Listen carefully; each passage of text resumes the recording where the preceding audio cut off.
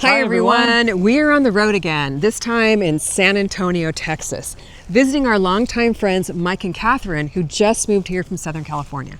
Now we ain't never been to Texas before, but we're in an area called Hill Country. It's gorgeous, rolling hills, and we also know that we've got a lot of gardening friends that live out here too, so it's really cool to be here in Texas. That's right, and while we're here, we're gonna help Mike and Catherine plan a spot for their brand new garden in their new Texas home. They do face some challenges here because they live on a wildlife preserve. So figuring out placement of the garden is going to be interesting. We also have some Texas adventures along the way. Giddy up. Yeehaw, let's go. Hi, Catherine. It's CaliKim. How are you? Finally, good. How are you? Great. Oh, that's wonderful. So great to be in your new home here. Oh, we are so excited to have you here. Everyone, this is Catherine. And you just moved here, what, like 4 months ago? Yes, 4 months ago. Wow. It was a long drive from Southern California. That's a long way to drive. Now, what a gorgeous spot you have here. Thank you. Wow. Thank you.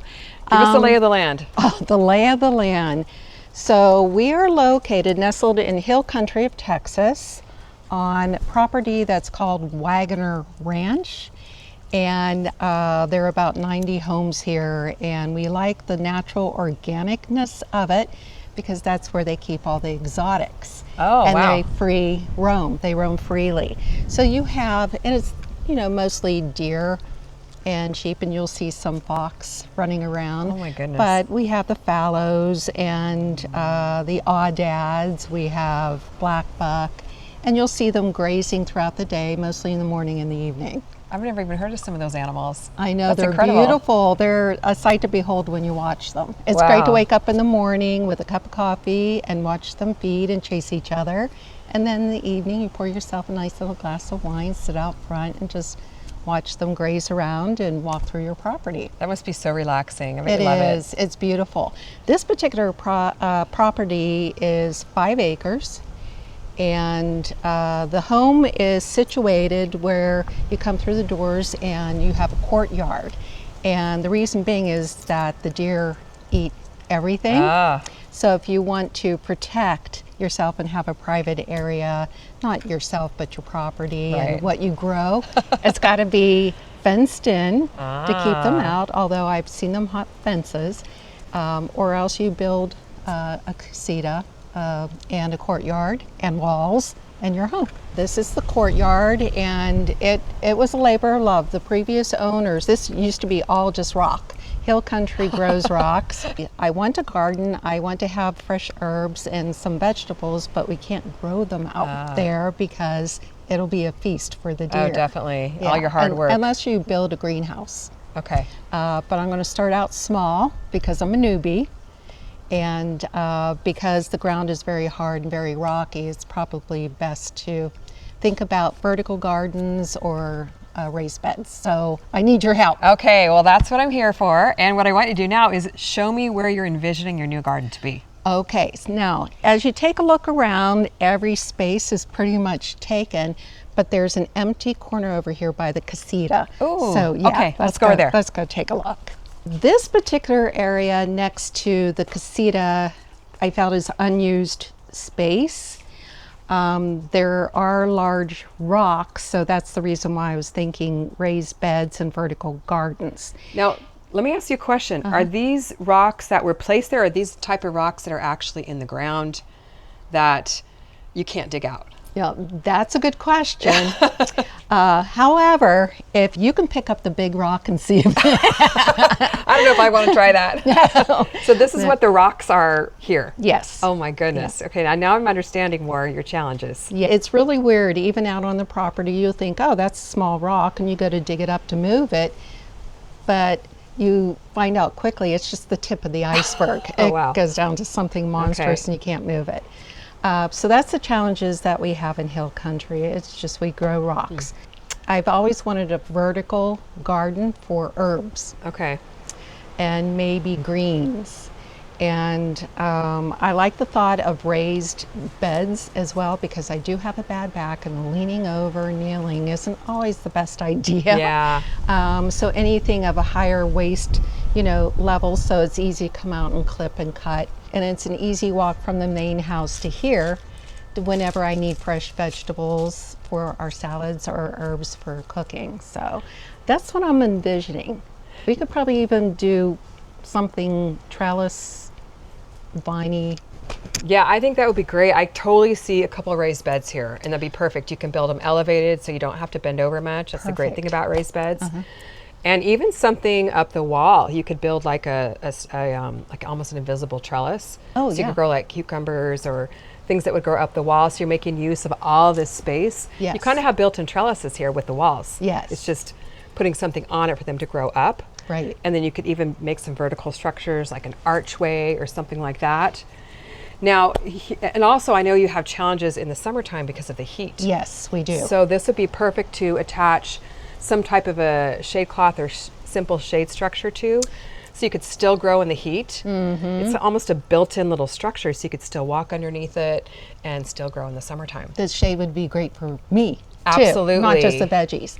Now, one challenge, that's one challenge in the summers, the heat and the sun. It can get intense. Oh, yes. Also in the winter season, albeit short, they do every now and then have freezes. Okay. And so I have to prepare for that as well because I don't want it to ruin the plants. Right. And definitely the vegetables you grow will be different in the wintertime, but you could also construct a seasonal winter cover as well to protect your vegetables in the cold. Oh, I need you. Yes. I need you just to come here, stay here, and help me build all this and put it all together. Well, we'll plan it this trip and then have to come out and see you again. Oh, Twist our I would arms. love that. It's a beautiful area and actually help you build the garden. oh, perfect. Now, the most important question I would say is sunlight.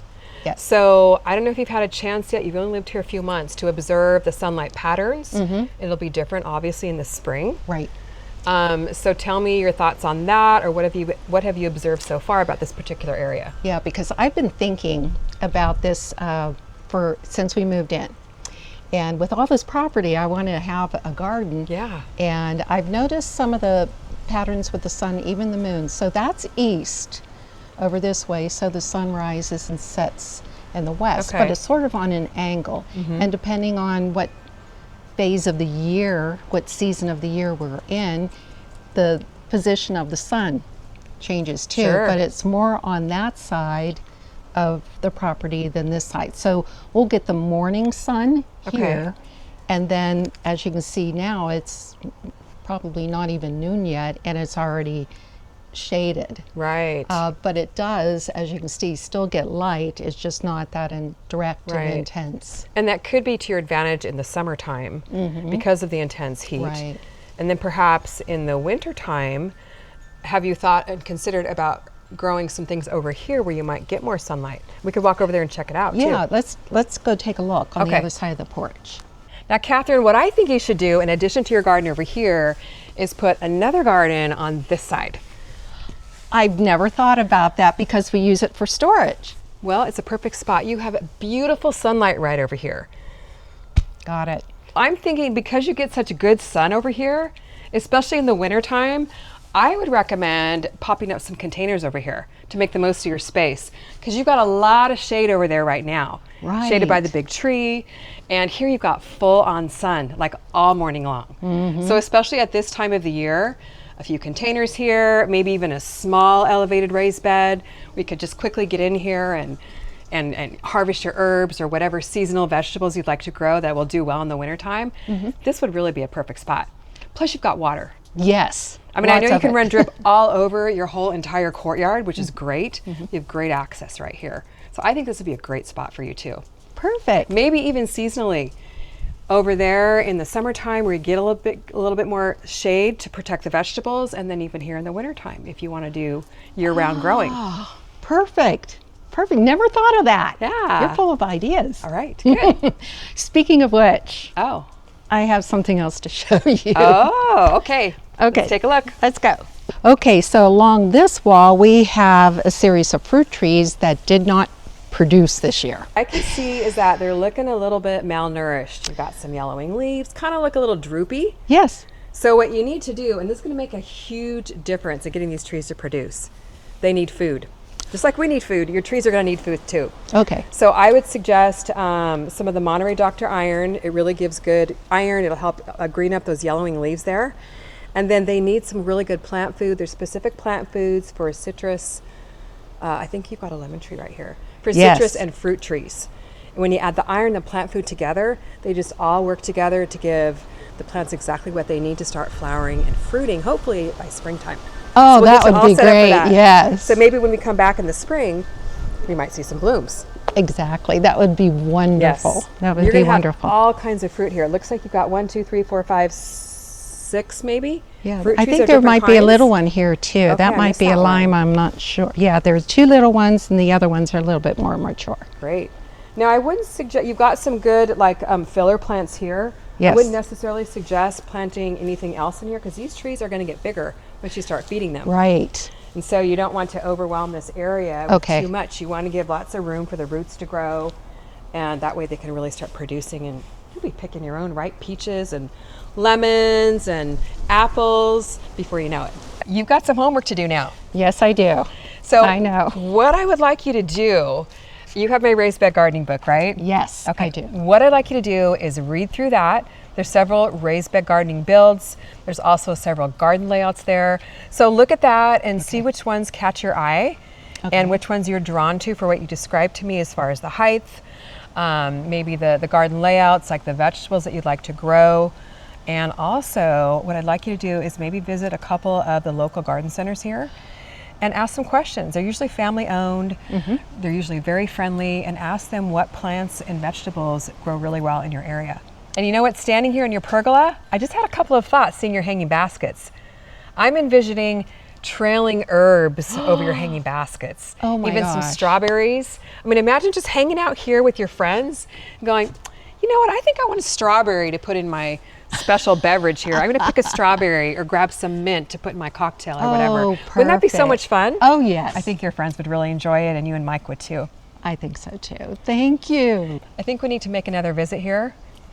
We need to get you on the Probably calendar. Early spring. So we Yes. can come back and help you put all these amazing plans into place. What do you think? I'm up Are you up for it? I'm up for it. Well, Catherine has her assignments. She's going to be busy, and we'll be back in spring. Yeah, I think they're really going to enjoy it. I cannot wait to see this whole thing come together. We're all heading out to Green and New Braunfels. Cute little German towns here. Lots of German and Czech influence in the area. So it should be a good time. Let's go.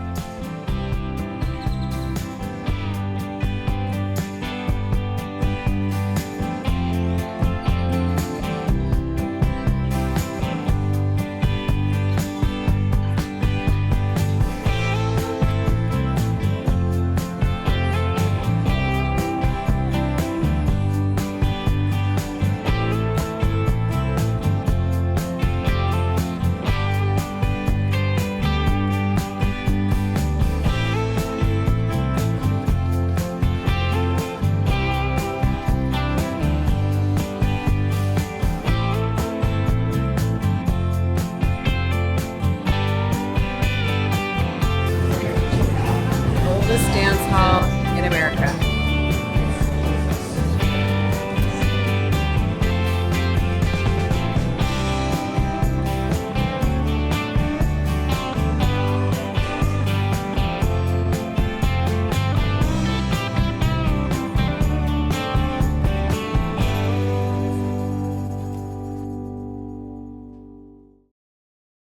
We're at Riverwalk. Next, we headed into downtown San Antonio to see the Riverwalk, a world that comes alive when the sun goes down.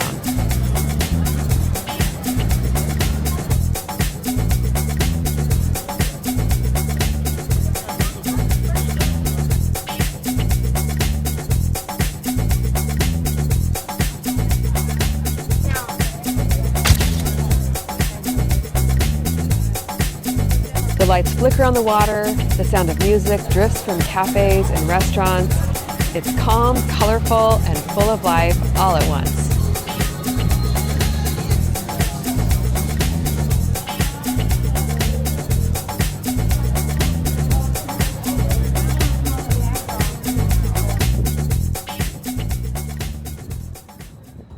Well, here it is, the Alamo. I've never been here. This is amazing to see. It's so cool to be at such a historic place. And I'm telling you, it's right in the middle of downtown. It's actually a lot smaller than I thought it would be. You can't come to San Antonio without visiting the Alamo. A quick walk from the Riverwalk. It's smaller than you expect, but the stories here feel larger than life.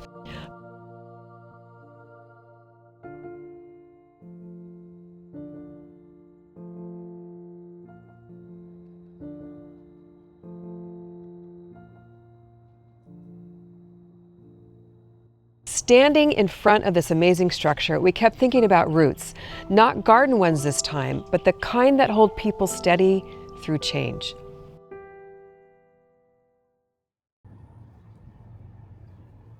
Early the next morning, back at Mike and Catherine's, the hill country woke us up in the best way ever. A herd of animals wandered right up to the porch, about 20 of them. Curious and calm, like neighbors dropping by for coffee, except we fed them corn. One big black buck with a massive rack was the grand poopah of them all, quietly eating and looking absolutely majestic. Living on a wildlife preserve means everything moves at nature's pace, peaceful, untamed, and free.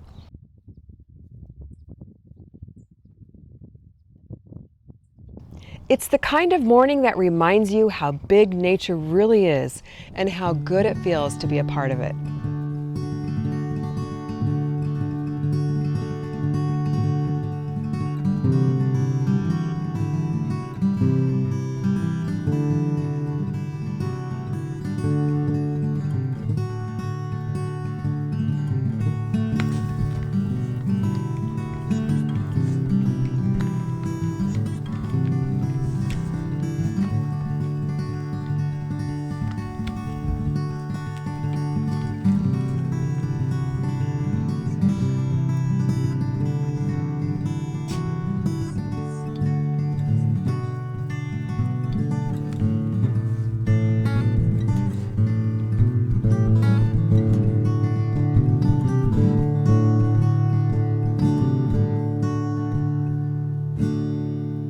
After a quiet morning like that, it only felt right to balance things out with a little noise.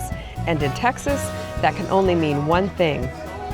Welcome to Wurstfest, Texas's loudest, liveliest celebration of food, music, and fun. We came here for a garden plan, but somehow ended up in costume. Pretzels, brass bands, and laughter everywhere. This is what happens when gardeners stumble into a German festival. Let's just say, only in Texas.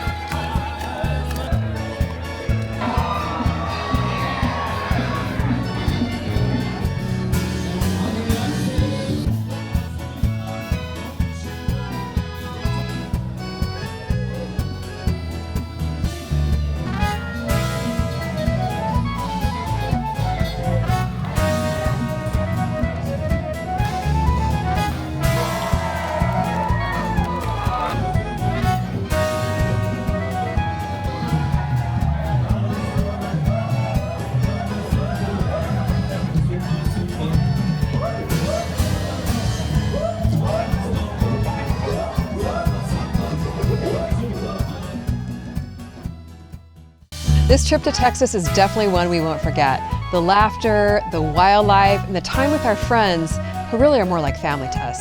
There's something about the hill country. It's just gorgeous. The wide open skies, the rolling hills, and the live oaks. And the people were amazingly friendly. We can't wait to get back and help Michael and Catherine put more roots down. And see their Texas garden come to life. Thanks for watching. See you in the next UnCut. And Texas, we'll be back.